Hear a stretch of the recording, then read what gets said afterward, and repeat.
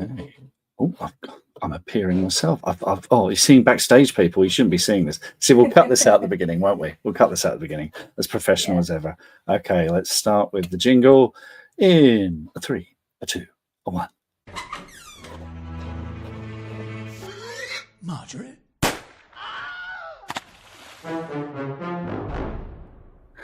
Hello, everyone. Welcome to Mark's Day's Creative Differences, a monthly live stream where I talk to writer friends about those little things that make a big difference to their craft and careers, in the hope that we can give readers some insight to the creative process and writers and other creative folks some practical advice they can actually use. I'm Mark Stay, author, screenwriter and podcaster, and if you're joining us live, feel free to ask questions in the comments and take part in the conversation. A big thank you as always to Dominic Curry for his jingle today. Today we've got Death by Marjorie.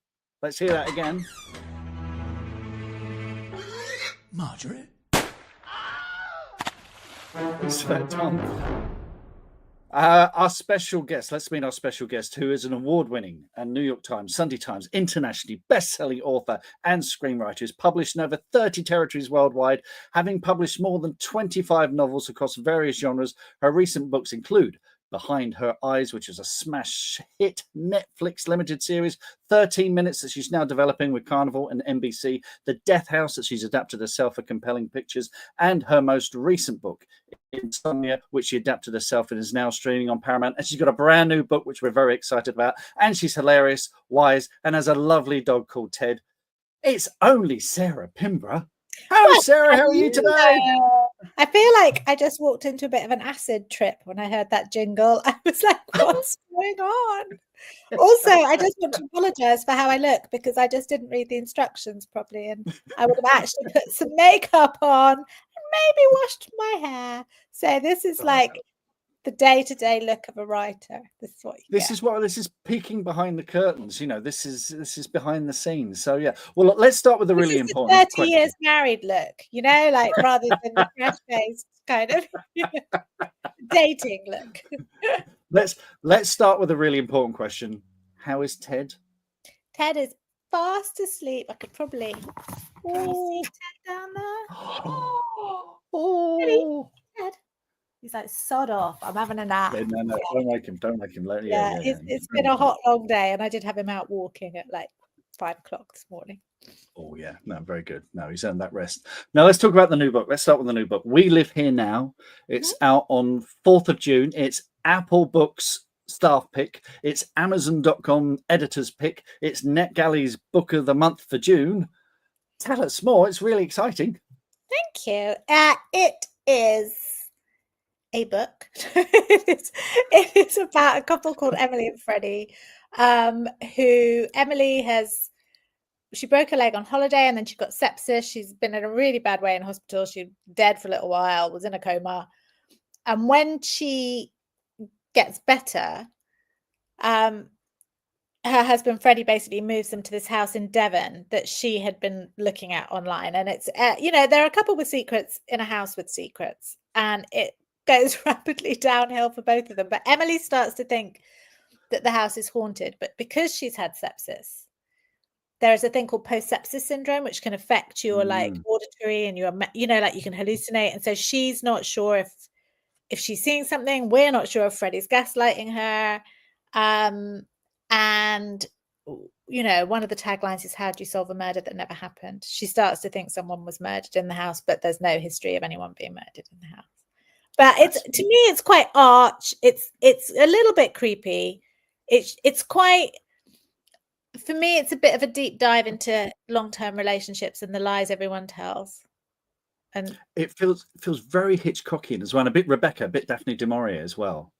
I think it is a bit Hitchcockian, and people said that about Behind Her Eyes, and I think this is quite a good companion piece with Behind Her Eyes. Like they're both about couples that it's claustrophobic, it's heightened, it's gothic in its atmosphere. There's a lot of misty moors. There's a lot of odd people in the village, and it's I just think that relationships start with lies. I think all relationships start with lies, and that's a really interesting. They're told from the best starting point. But I mean, I once told someone that I liked classical music because they liked classical music. it was a long 3 years, Mark. I was hoping I would learn to like it. You know, I could see that I could see it was skilled. It's a bit like art. I know it's good, leaves me cold. You know, like I like pictures and stuff, but if someone says to me, should we go and look at an art gallery? I'm like, I am never shagging that man. You know, like that is like, it's not happening. Not happening for me. But as you get older, you're much more honest. But I think when you're young and you get all smitten with someone and you want to show them your best self, like not this. There's makeup, there's hair, there's everything. And you pretend you do that all the time. It's like you pretend you like morning sex and you pretend this and you pretend that. You know, like, but actually you want to say, listen, love, come back at 2 PM. That's my it's a really great premise, because immediately I'm thinking of the lies I told your mother when we first started dating. What did you tell her? What did you do? It was a long time ago. We're talking over 30 years now, so I'm trying to think. So, but I'm sure she remembers. So yeah, it is immediately gets you thinking. Place because you're trying to impress, but you basically are starting, and then you know there should be a sigh of relief when everyone relaxes and we can all stop pretending that we're perfect. But it's also when you see the other person, they're seeing you as who you really are, and you're seeing them. And in most relationships, that you know, but in a thriller relationship, those little quirks that you find entertaining or adorable become less so as the years roll by. I mean, I am terrible for putting lids on jars. Like I just basically don't do it. You know, like I kind of go, put it in the fridge. And you know, I remember the first time a boyfriend pulled it out and the whole thing smashed. It was like, oh, you're so by jar 3, it was like, you know, sorry, do that properly. So I think it's, you know, I think it's interesting that they start from a place of deception. And actually, I think that if relationships are to survive, you have to continue to lie throughout them, you know, because otherwise the feelings get, I mean, if we could read other people's minds the whole time, there would be no marriages, would there? Yes. You know, like it just wouldn't last because, you know, there's so many things unpleasant things we can think in a moment or in a day, or look at someone and go, oh my God, I'd love to snog that woman, and it's just a momentary thought, but it's, you know, so that's the, sorry, I just went on a bit of it. I mean, and also I've never had a long relationship because I am flighty. And I've realized as I've got older, I'm really happy living on my own with a dog and having occasional little relationships, you know, like it would take someone really special. I think the longest I've managed is 3.5 years, and I'm not entirely sure I was faithful throughout that. You know, like I get to about 3 years. About 3 years, I'm peeling my own eyes out with boredom and just needing my own space. So I'm fascinated by people who can do it. And I kind of envy it. I think there is something lovely about having a partnership and having someone to go on holiday with, or having all these things. But I blame boarding school. Emotionally incompetent, I think would be the phrase. Right. You see that now, listeners, particularly writers, you know, we always try and think what a therapy session in live broadcast stream thing. No, not at all. I mean, I very often talk, you know, we have a thing called the green room where we talk about writing advice. Now, bang on and on about things like central dramatic arguments and themes. And when you say, what is your book about? You've just given us a brilliant example, because you know, it's about the lies couples tell each other. And that thematically, you know, runs through the whole story. And it's so strong because we spent, you know, 8 minutes talking about it already. And I think we could talk about it all night. But and that's what I think makes your book so compelling, because it is, you know, it is these terrible truths. It's the awful word, relatable. Relatable equals commercial equals money in the bank. Yes, Mike says 100% all you need is a dog, and we had Mike and his dog on here a few episodes ago, folks. I'll put a link in the show notes. You can check that episode out. It was really good fun. Now the book is set in Larkin Lodge, which, you know, again, like all great sort of gothic horror mystery houses, you know, has all sorts of strangeness to it. Tell us about Larkin Lodge, and is it based on a real house? Well, it's Larkin Lodge is built on a crossroads in Devon, out just a little bit out of the village on a hill. So it's like just got moorland around it. There's, you know, the vicar lives down the road and stuff, but it's quite isolated. And it's not, I mean, when I was married, my brief marriage, we did live in Devon in a big old farmhouse, and it was quite isolating, you know, like it was quite it was sort of 3.5 mile drive to get a pint of milk one way and 5 mile drive to get a pint of milk the other. And this is way before deliveries. So there's a little bit of that there. But also, I remember years ago, and this is stuck in my head, like I'm going back like 25 years. You know the author Mark Chadbourne? Yes, Do you know Mark yes. Chadbourne? Yeah. So I do, yeah. we were at some event somewhere, and he was doing this thing where you have to describe a house.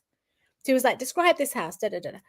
So and I was like, well, he goes, is there a path? I was like, yeah, but it's kind of a stone house. He goes, where is it? It's in the middle. It's on its own in the middle of nowhere. It's quite a cold place. It's quite forbidding. It's kind of, like, oppressive. Doesn't want you to come in. Blah blah blah. And when I got to the end of this, he said, when you get people to describe a house, it describes their emotional, how they view relationships and their emotional thing, and this idea of no one's coming in my house. And actually, when I look back, I'm like, well, here I am, single at 53. Like maybe there was something in it. But it's kind of that house in my head that I pictured then, like this kind of in the middle of nowhere on its own, doing its own thing house.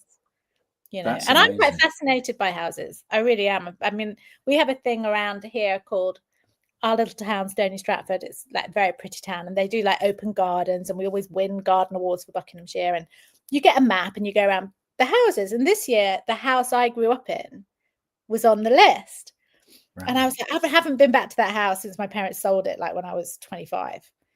So they've done some amazing things to the garden, like totally different garden. But I went in and it was the same. The people had bought it off my parents, so it was the same family.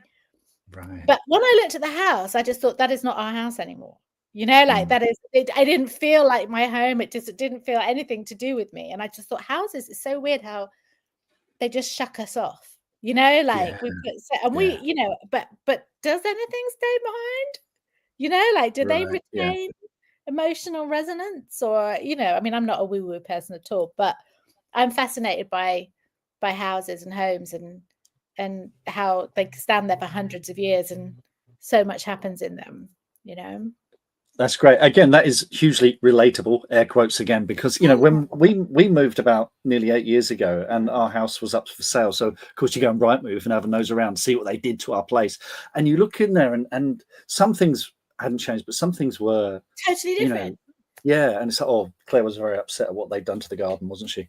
But our son was born there. It wasn't a hospital, but he was born in the living room, so it's quite, and you kids grew up there. You hadn't known another house. So yeah, it is hugely important. It's really weird. And I think as well, because we traveled so that was our kind of home house, but my dad was foreign office. So we moved home every 3 years, and it was always a new, but you were sometimes moving into a house that someone you knew had lived in before.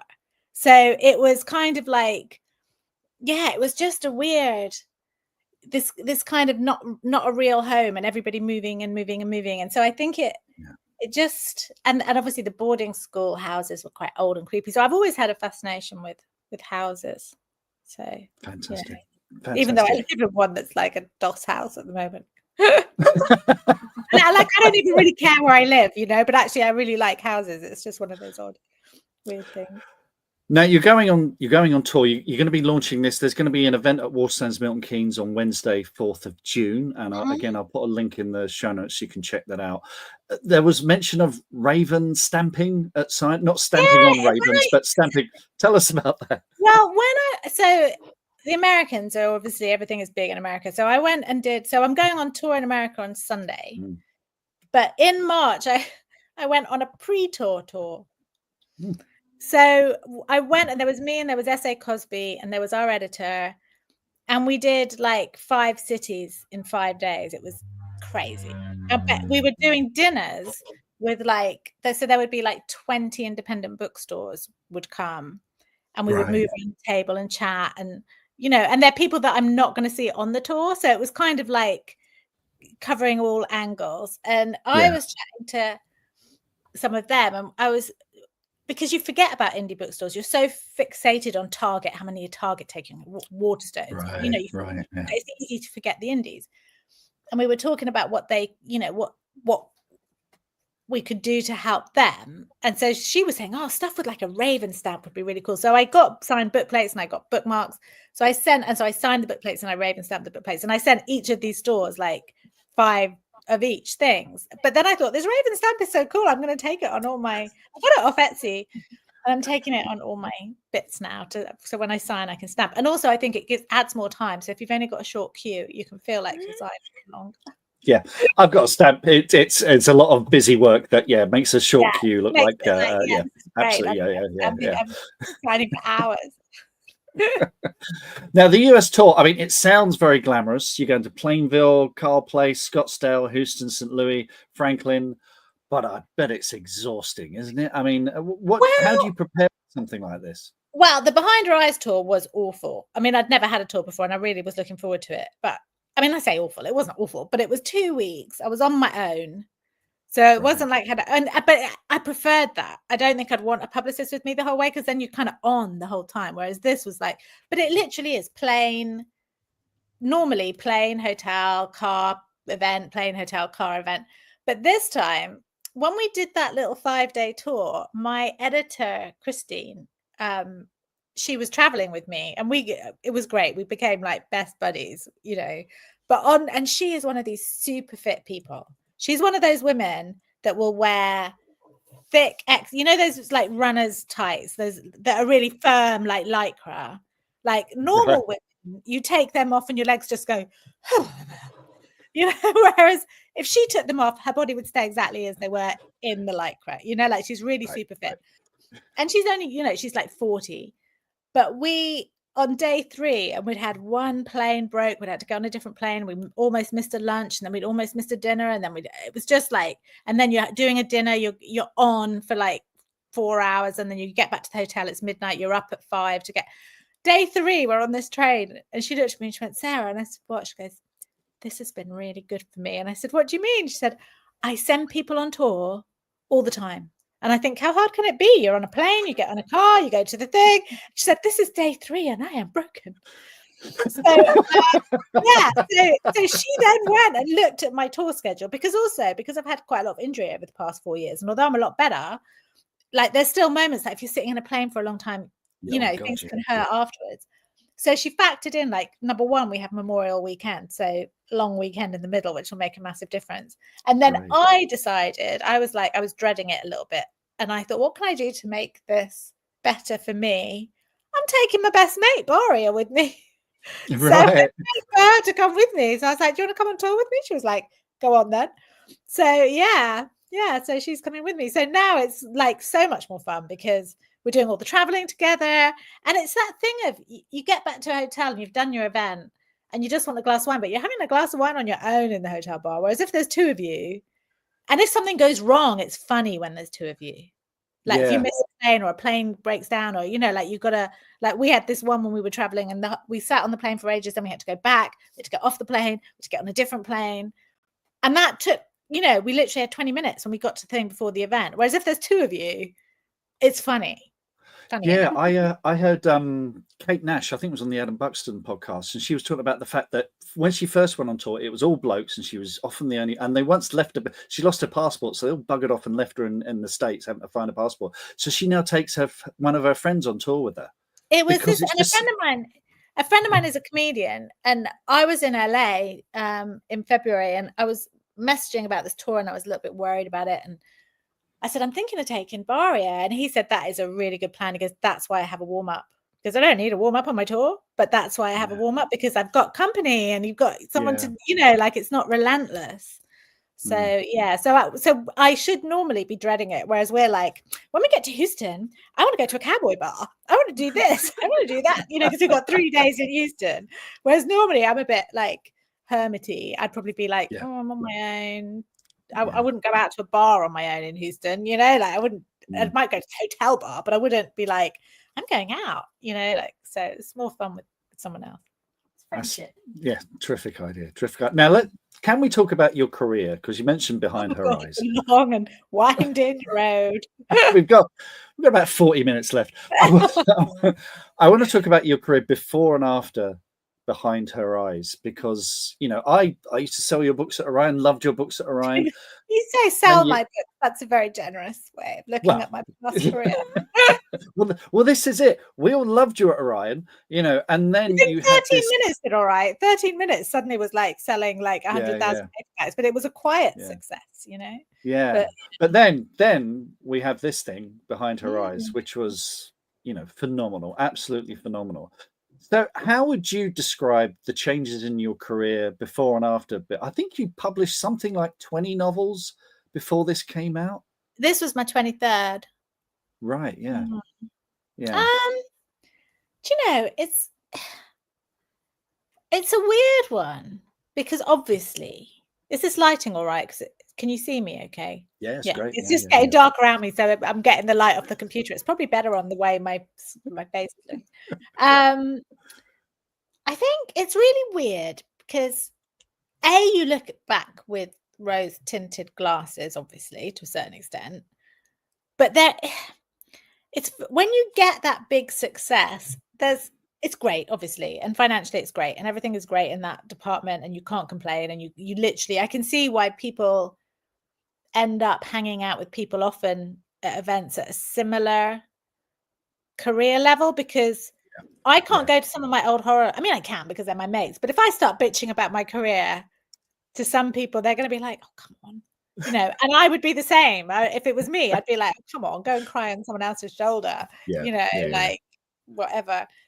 But the problems are different. And I think also when you wait that long for a big success, and I kind of calculated it because I had realized that writing weird stuff was not going to get me there. And I knew I needed to write something commercial.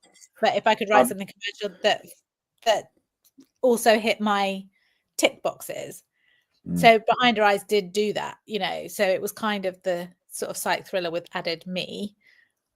But I was very mercenary about it to a certain extent, because I think there's only a certain amount of shelf life if you don't hit the next level. I was worrying that I was going to start sliding down the scale and not going the right way on the scale.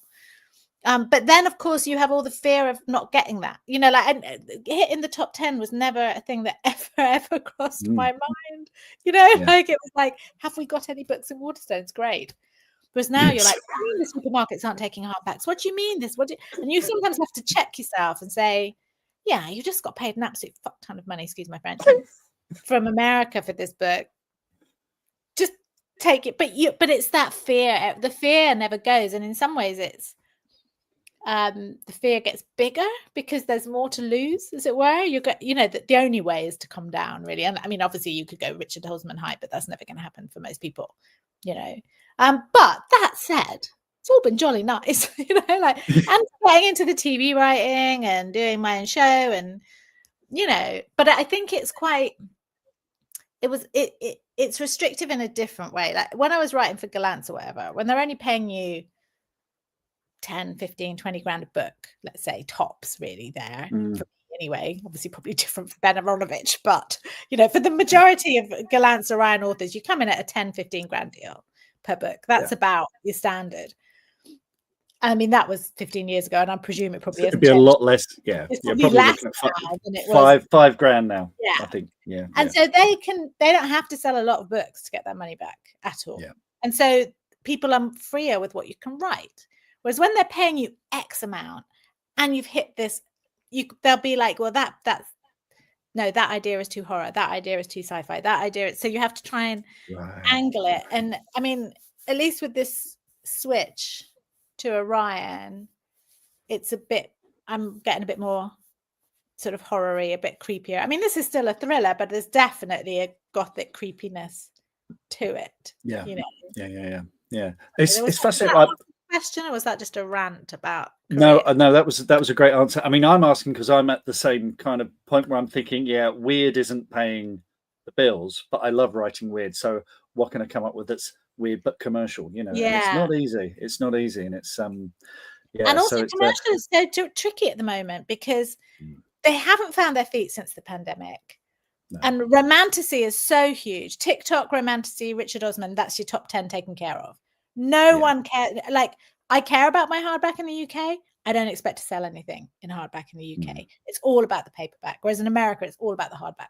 So you kind of have the two sides of the coin, but it's also demoralizing when you've got a hardback coming out and you're like, if we sell 500, I'll be happy. And obviously ebook and audio, all that stuff, hopefully will sell. But it's hard enough to, like, at least when I switched, psych thriller was a solid bet, you know, and I was reading them. So it wasn't like I wasn't enjoying those stories and I wanted, you know, to try something different.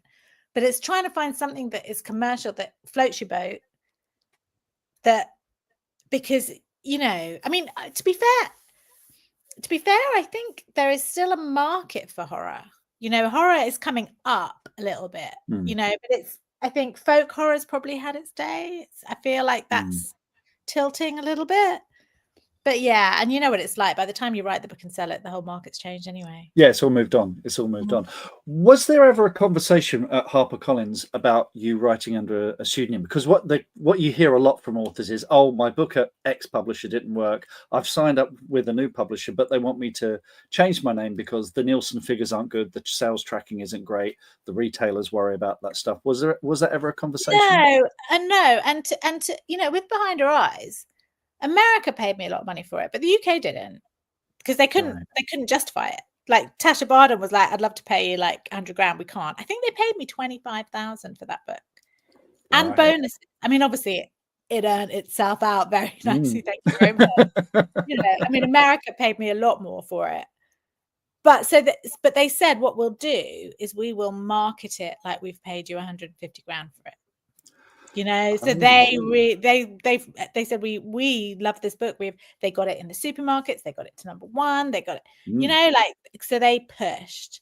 But no, there was never. And I think partly because when I was at Gallant's, when I wrote the YA trilogy, they made me do it. Joe Fletcher made me do it under a different name, and they just Sarah Silverwood, wasn't it? Yeah. I think they're coming out again under my own name, but yeah, so I mean, I think as well 13 minutes had done well, so the track was good on 13 minutes, right? Okay. You know, and the 13 minutes was the one before Behind Her Eyes. Because I've never been convinced by that argument. I think it makes publishers' lives a bit easier because they can say, oh, a debut, and get all that debut excitement going. I don't think readers give two hoots. They called it a debut. They still called it a debut. They still call Behind Her Eyes a debut. Thriller debut. Yeah. I mean, like Steve Mosby now does Alex North. Is it Alex North? Yeah. He does his under. Yeah, and you know, that's done him well. That's true. But yeah, I think it all depends on how they're going to push it. And you know, I've got another friend of mine, Tom Wood, wrote a great book called The Rule of Three under Sam Ripley. Very different. It was very different from his like assassin thriller books, you know. So I think there are reasons for it, but I don't know. When you've got a big backlist, you want people to be able to go and buy those books if they like. Exactly. Yeah. Yeah. Right. Let's get on to kind of stop trying to figure out publishing. You think you've got a handle on it, and then it's gone. You know? that way madness lies. With that in mind, let's get on to our regular questions. What small thing has made a big difference to your creative process? Cocaine. No, that's a joke. You might have said that a little too quickly. I was just trying to think. What small thing has made a difference to my creative process? I mean, it's not a small thing, but obviously, actually, I do have one for this. So I use the Freedom app, you know, which turns the internet off. Yeah. And my friend Harriet Tice, because I always used to just turn it off for an hour and then dick around on my phone. It's pointless. But she told me to do it. There's that thing where you do it in 20-minute bursts. So you set it for 20 minutes and then you work, because 20 minutes you can work for. It's not. And so 3 lots of 20 minutes and you've done like nearly 1,000 words. And it's much more focused. So I do try and do these 20-minute bursts if I'm not feeling it. And that does help, you know. And also I'm not a great fan of the word count thing. You know, people say I must write 2,500 words. I think that it's better to have a good thinking time. Yeah, absolutely. That 20 minutes is that sort of Pomodoro timer time as well. Yeah, that's the word, Pomodoro. That's it. Yeah. Cool. Good one. What's the thing that makes you think you're ready to start writing on a project? When I've got the ending locked in place. Right. I can't start to write without, I have to see the final scene of the book in my head. So Behind Her Eyes, the final chapter was in the pitch of the book. So Right. I don't have the whole book planned, obviously, but I tend to kind of have to have the characters' names, a bit of a temp pegging, and the ending has to be locked. So I know what I'm working towards. So, but you know, I used to. I'm a, you know, I'm a great one for mulling for a long time. I think Yeah. that's the hardest part, isn't it? Oh, absolutely. Yeah. The idea is sort of circulating in your brain, and one day Mm. something sort of clicks into place. So yeah. How do you know when you're done? Well, Mark, invariably, I am skating in at the last knockings of my deadline. So when I write the end, I literally think, I'm going to scan through this and I'm sending this fucker off. But because I do triple write, as it were, like I plan in a notebook, then I rough write into Scrivener, then I copy it over into Word, tidy it in Word. So I do it in like 8,000 word chunks. So I've kind of, it's not untidy, and it's not, Yeah. you know, it's probably most people's second draft Yeah. when I hand it in. And I kind of think, I mean, obviously this would be different if it was on spec, but I'm like, they've paid for it. Let's see if it's holding, you know, because if it's not holding, doesn't matter how pretty I make it, there's a massive structural problem. Let's get to that, you know. Yeah. So I kind of figure that's the way. And also I just can't, I'm just like, just go, take it. I'm done Yes. with it. Take it away and bring me another lover. That's my favorite line from Fab. How do you remember that idea that you have at 3 a.m? I email it to myself Mhm. on my phone. Yeah. Mm. Simple as that. Just send myself an Good. email. Now, this one, I mean, when I originally came up with these questions, my initial thought was just one. What's the biggest mistake you've ever made in your writing career? Do you know? It's really hard. This one, just I'm a bit like, who the fuck knows? You know, like I don't know. There's some that were probably things that looked like mistakes at the time, and I don't know. I think it's all been a learning curve. I don't think there's been I don't really think I've made many big mistakes, really. I think, you know, it's all been, I've been quite lucky in that I've never been out of contract. I've never, you know, not had a book deal. I've never, you know, since I started, I've never had that Yeah. moment. So, Yeah. you know, I don't know. I couldn't really think of one that struck me. I think maybe even think, but you just change, don't you? Like sometimes I think, oh, maybe too much time at festivals and stuff and worrying too much about what other writers think. But I haven't done that for years. So that's, you know, I go to festivals and have fun, but I don't worry what other writers think of me. Not beyond like, as long as we're friends, you know, I'm not craving the massive respect of my peers in the way that you do when you start, you know, all these things you think you want. And actually, Yeah. you know, you just actually want to be able to buy your house. Yeah. It's like, What's the best happy accident of your writing career? well, you know, when I quit teaching, and I didn't quit, like people always say about giving up your job, and I didn't give up my job. I took 6 months out. I thought I was taking 6 months out. I'd rented my house out to some teacher friends when I was a different house in Milton Keynes. And another friend of mine, she had a house in Scotland. And she said, she was in Dubai. And she said, you can go to the Perth house if you want. So I thought, this is going to be great. I had 2 cats. I took my cats up there. I thought, it's going to be great. I'm going to meet Hamish Macbeth in the local pub. I'm going to have amazing Scottish romance. I'm going to love it. Hated it. It was awful. And because I wasn't used to being on my own, I'd gone from teaching to this solitary lifestyle in a town where I didn't know anyone. I was like, oh my God, what have I done? And I had then thought I would go to America to where my friend was, another friend was teaching. And I thought, well, I could stay with her. The dollar was good. You know, I had this like £5,000 from Torchwood Books or whatever that I was going to use to live on for my 6 months while writing A Matter of Blood, what was going to be A Matter of Blood. And then I hated Perth. So this was going to be that was my rent-free option for part of it. And then the dollar and everything went to pot. So my money was never going to go far enough in America.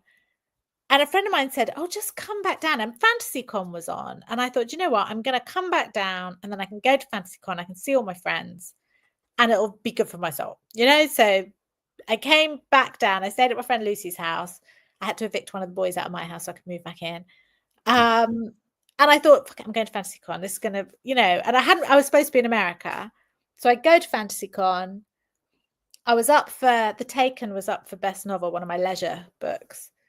And while I was there, Joe Fletcher was speaking to Steve Jones and said, oh, is Sarah only writing the straight horror stuff? And Steve was like, no, I think she wants to break out of that. So she then said, let's do lunch. So then Mark Chapel was a bit of a writing guru to me at this point. And I messaged him because he was doing well. And, you know, he seemed very business savvy.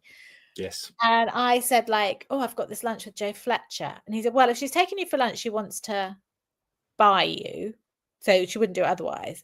He said, have you got something to pitch? I said, yeah, I've got this book. He said, can it be 3? Because why sell one book if you can sell 3? And I was like, So, yeah, so I stretched my pitch out to 3. I expanded the story. So, yeah, my happy accident was not going to America and coming and getting a 3-book deal with Galant's instead. So then I didn't even have to write the book on spec. So she bought it. And so then I've never gone back to work. Wow. Wow. You've mentioned Mark Chapel a couple of times. Folks, follow Mark on Blue Sky. He's like my most trusted news resource at the moment. He's terrific. I check him before the BBC now. Facebook now. I know that everyone hates Facebook, but I think he's reached that level with news stuff.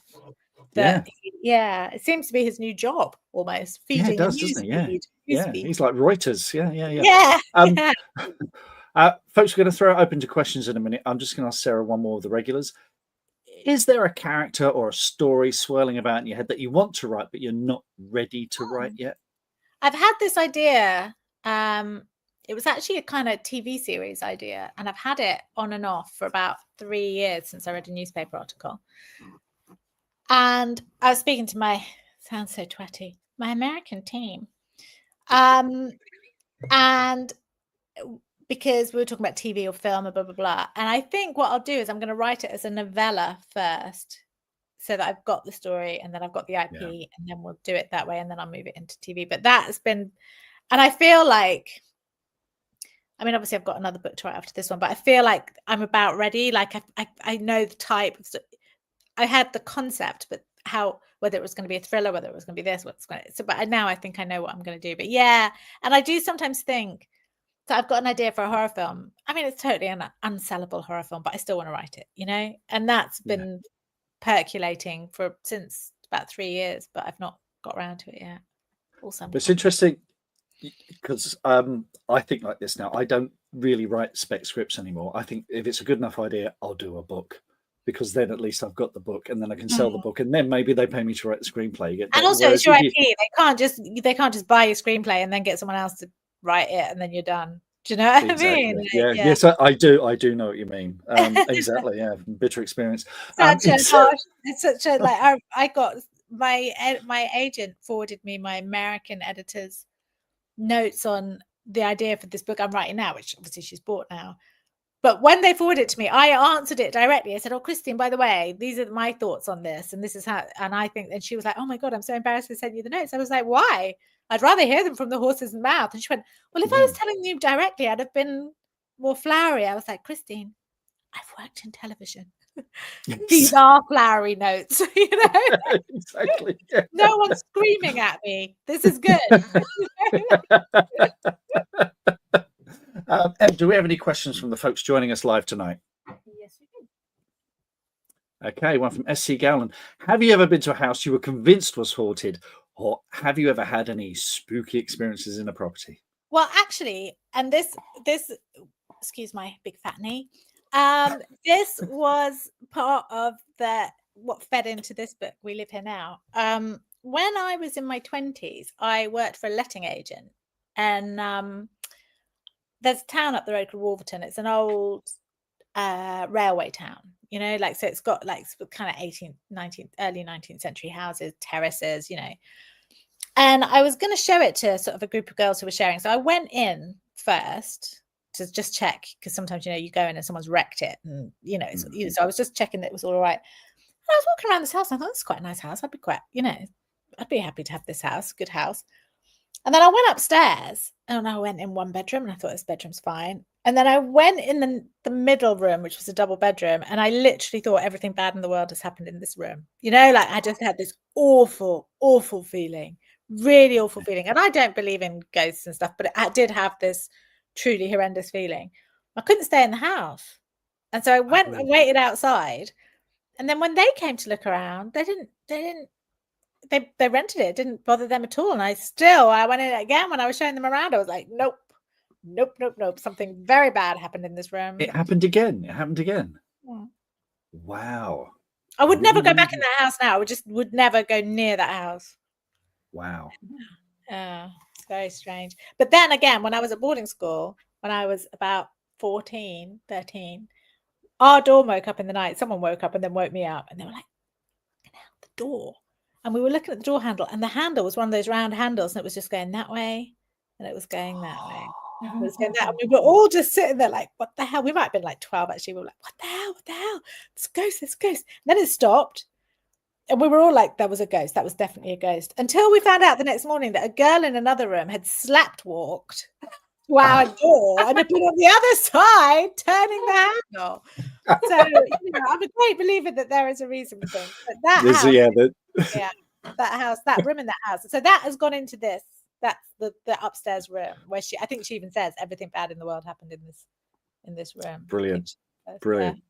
Great question. Love it. Any more questions? Yeah. Just like a quick one, and then there's another one. Oh, Mark Chadbourne. Yes. Chadbourn. N. Yeah. Is there an E on the end? I don't think there is. No, there's no E on the end. Yeah. Sorry. Next question. Andrew Giles says, have you ever considered self-publishing to write stories that just tick your boxes? No, because I'm essentially too lazy for self-publishing. I don't understand the business of it. And I am in the very fortunate position of I could write stories that just tick my boxes and probably get someone to publish them. Like I could probably do a collection with PS or with Newcon. I know plenty of publishers. And I just don't write enough short stories. If it was a novel as well, I don't know if I would, because I don't honestly have that much time to write a novel on spec. It would be hard to write a novel without if I didn't have a contract, that would be very different. If I was out of contract and no one wanted to buy my books, then I probably would consider it. I think it's a very different market than it was like 10 or 15 years, but it's a whole different market. I mean, there's some people that do super well at it, but it is a whole different industry, I think, to completely. Yeah.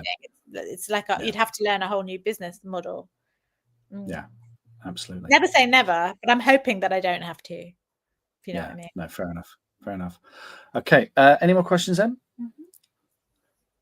Apologies for being late. Family emergency. Have we asked the best biscuit for writing question yet? Well, this is what we've all come to hear. I don't really eat biscuits.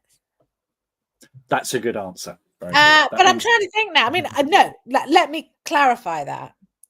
I can hoof a packet of biscuits along with the best person, but that's why they're never in my house. Because if they were, I'd be having a biscuit every 2 minutes. But I think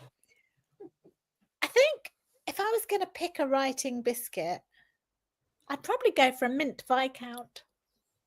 Nice. In the foil. Yeah.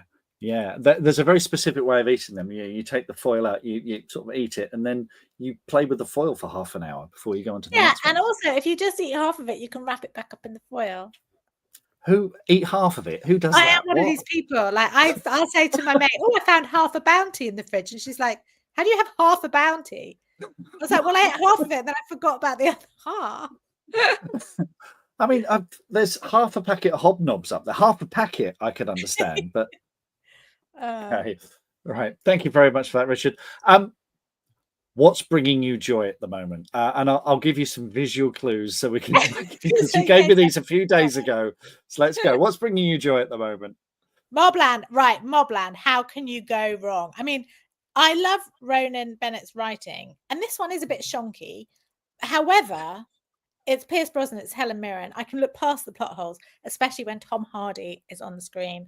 And I actually dreamt that I was dating Tom Hardy the other night, and it was the best dream I've ever had in my life. And then I woke up. I was like, oh. But no, it's great. It's great fun. I mean, it's like ropey, but fun. Excellent. Now, little aside, Emily, Bradley Turner, who was in Unwelcome, the guy who attacks her at the beginning. Yeah. He's in Mobland. It's all over his Instagram. He's well Oh, made is up. he? Yeah. Handmaid's Tale just started again. She looks very foxy there, which I wish she did a bit more like that in the show. She's always looking very gloomy. I'm to be fair. I'm actually team Serena Joy. She makes me laugh. But yeah, the Handmaid's Tale started again. It's the last series, so I've made it through this far. So I am hoping they get it done well. Dope Thief, I think, was another one. Did I say? It was. There it is. The writing on that is immense. That was a really great series. It's finished now. But it is a really, really good show. The writing is great. It's funny as well. Obviously it's a serious drama, but it's funny. But it's really good. I was quite impressed by that. Excellent. And you had a tummy bug recently, which led you to I actually had a migraine, it transpired, but I don't know if you watch Tubi. Do you watch Tubi? I don't have Tubi. No. It's free. So it's TUBI. So download the app, and it is full of loads of old films. Like proper old school films, and there's lots of great B movies, and some of these films that were made in the 50s that are an hour and 10 minutes long, bad thrillers. But I saw Jack Palance, Dr. Jekyll and Mr. Hyde, and went in on that, and that was brilliant. And then I had to do the Dracula, was less good, but I'd forgotten how good Jack Palance was. How he was such a sort of character face, wasn't he? But the Dr. Jekyll and Mr. Hyde was really good. Yeah, we think Jack Palance, we kind of think of westerns, don't we? So but I forget that he was quite a horror guy as well. Yeah, excellent. And in terms of books, oh my God! So John Mars is one of my favorites, and he had sent me this the Word document of this, and when it goes in your Kindle and your brain just shoves it out the door, and I totally forgot it was there, and then I found it the other day, and he's very wry, John. He's very twisty, and this one is there's these three women that live in this street, and I mean they're awful, and I love them, and they're all terrible. But it was really twisty, really good. But he's such a good writer, and he wrote the one that then became a Netflix show.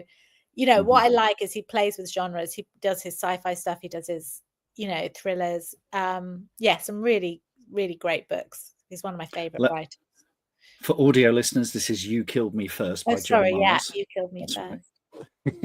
And then we've got The Hamlet by Joanna Corrance. Yeah, she's new to me, and she it was published by Newcom Press, and it's a really good, it's set in this hamlet, obviously the clues in the title, and it's a bit kind of like they're under lockdown, something's happened, everyone's in lockdown. It says Hamlet in Scotland, and it goes a little bit, it's a bit sci-fi, it's a bit body horror. It's really good. I really enjoyed it, and the writing was great. So I've actually she wrote a book for another, I think it's a smaller press or an indie press, called The Gingerbread Men. So I've bought that to take on tour with me as well. Brilliant. And then finally in books, this Kowalski is a monster. Yeah, Sarah Langan is we came up together, as it were. She's American, and she had this great deal. She wrote some amazing horror novels. I was writing for Leisure, and I can't remember who she was writing for, but much better publisher, and very well deservedly so. She was a really good writer. And then she kind of went off and had some babies and stuff. And then she's written two very, very, very good there's one called Good Neighbors, which is kind of a thriller. It's like I think it was for Atria in America. It's a big book. But this is a return to her horror roots. And it's actually about loss and grief. It looks funny. Mm-hmm. But it's creepy. It's it's a really, really great little horror novella with emotional Brilliant. punch. But she's always good. But you Brilliant. sometimes you have to go back and remind yourself why you need to get better or try harder or try different. Yes. Yes. You know, Yeah. so there's people that you I always do that think a like lot. Mars. I'm like, oh, he knows how to get those twists just right. Yeah. So, and Sarah's writing is just amazing. And last of all, you mentioned early morning dog walks with Ted. That's bringing you joy. Yes, Teddy was my joy. It's going to be 11 this month. And so we're trying to do like 4 miles in the morning, like normally before 7:30 we get that done. And he's just like, he's my joy. But he's lost 3 of his peers have died very suddenly. Oh no. Recently. So it makes you a bit more like, one of them ate half a tennis ball and it got stuck in. And when they were given the operation, he had heart failure. Another one just dropped dead, like for no reason. And another one had sedation for a scan on, like, was getting a cruciate ligament operation. They brought them home, they were fine, and then they died that afternoon to do with the sedation. Oh. So he's, he's reaching that podcast is age. going to go out with a trigger warning. I know. So now he's playing on it massively, obviously, because he knows, obviously. So now it's like, let's just go for another walk. Let's do this. Let's do everything I want. But he's only going away for a month, so I don't like leaving him now. He's just like, dogs are just so great. I mean, I love cats as well, but dogs are just, they are just so good for the soul. Yeah, no question. They're good people, dogs. Yeah. Yeah. I love how the lighting around you is getting more and more horror as we go on. I know. It's because I just did it because I thought, I didn't realize it was going to get dark. I thought, it's summer. It's going to be light outside for ages. I know. I'm going to quickly, because we've got to wrap up at 9 because my son's at rehearsal. I've got to go and pick him up. I'm going to quickly run through what's given me joy this month. First of all, I haven't read it yet, but I've got my signed copy of The Devils by someone called Joe Apple Crumble or something. Yeah, some up and coming fantasy. Some up and coming fantasy author who needs the publicity. I'm looking forward to checking that out. The other thing I'm really enjoying at the moment is Andor Series 2, which is so good. But actually, what I'm really loving about it is the generosity of Tony Gilroy, the showrunner, who is turning up on so many podcasts and talking about his writing process. He is just everywhere at the moment. If you're looking for good advice on writing a TV show, he's doling it out left, right, and center, which I think is just amazing. And he's gone from this guy who couldn't give 2 hoots about Star Wars into the guy who's made the best Star Wars since The Empire Strikes Back. I need to watch this. James Barkley was telling me about this show. It's very good. It's grown-up Star Wars. It's really, really good. I'm not good at really other stuff. No, absolutely. In terms of music, It Ain't Me by Emily Zeck. I'm loving this. This is a delightful country and western song about a young woman washing her truck on a Saturday, and her elderly neighbor is gawping at her behind, and the battle that she has to convince his God-fearing wife that she's not the problem. It's her creepy husband who's the problem. It's like 3 minutes of pure country and western, which makes me think of that line from the Blues Brothers. We got both kinds of music here, country and western. That's been giving me absolute joy. And the other thing that's given me joy at the moment are Comic-Cons. I've been to Southampton and Maidstone and Reading last month. I've sold loads of books, met loads of new readers. So I'm going to be doing a whole bunch more. So some dates for your diary. I'm going to be at Tunbridge on the 18th of May. I'm doing the big one, MCM London, 23rd to 25th of May. I'll be there. I'm going to be at Hatfield on the 31st of May. Newmarket on the 1st of June, and in Suffolk Trinity Park on the 8th of June. So I really enjoy those. And also the Green Room, twice a month. I run live sessions on Zoom where you can ask me questions about the craft of writing, your work in progress, the business of writing. Sessions are fun, informal, chatty. You can send me questions in advance. They're recorded live and saved on Ko-fi for exclusive access to Green Room supporters. I'll pop a link on there. There's a link below for the Ko-fi Green Room link there at the bottom. I'll put it in the show notes as well. It's £20 a month just to join in. And our next session is Wednesday, 14th of May, in a couple of days.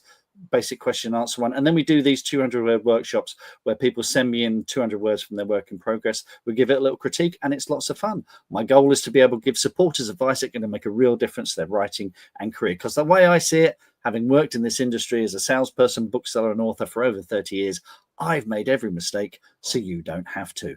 And the Corn Bride tomorrow night. So if you listen to this live, tomorrow night, Tuesday, 13th of May, I'm going to be having a little spoiler session. So instead of a launch where you can't really talk about the book or the plot or anything, I'm going to have a spoiler night. It's been out for 2 months. So if you've read the Corn Bride and have thoughts on the beginning, the middle, the end, anything to do with the whole series, then join me Tuesday, 13th of May, 8 p.m. British summertime. I'm going to put links up on all my social media tomorrow. And you can also ask the question, are there going to be any more Witches of Woodville books? So yeah, that's it. So I really hope you've enjoyed this episode of Creative Differences. You can find all the links we discussed in the show notes. And if you go to marksdaycreativedifferences.com, all the links will be there. A huge thanks to Emily for production assistance, to Kai Newton for the edit, and to Dominic Curry for the jingle. Let's listen to the jingle one more time. Marjorie. I always forget that bit. And a very special thanks to my guest, Sarah Pinborough, and to everyone who's joined me live tonight. If you're listening to the audio podcast or rewatching us on Facebook or YouTube, thank you very much, but we really missed you. And you are more than welcome to join us next month. Speaking of which, my special guest is going to be Nicola White, debut novelist. Nicola has loved books for as long as she can remember, particularly crime fiction. She writes novels and short stories for both adults and fiction. Her work has been listed for the Comedy Women in Print Prize, the Cheshire Novel Prize, the Daily Mail First Novel Competition, and she's got an amazing debut coming. She also used to work for Ottakers as well, and we're going to be talking about that too as well. So yeah, do come along and join us. 11th of June, 8 p.m. British summer time for the live stream on that.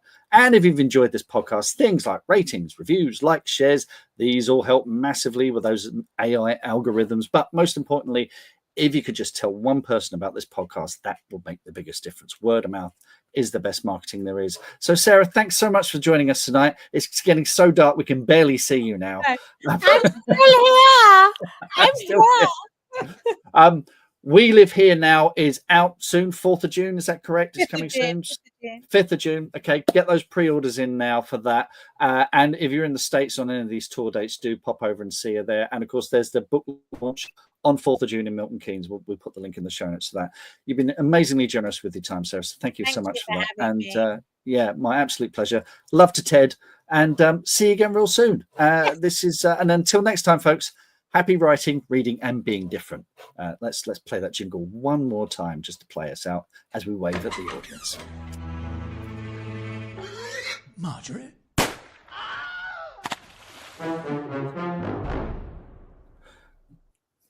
Bye, everyone.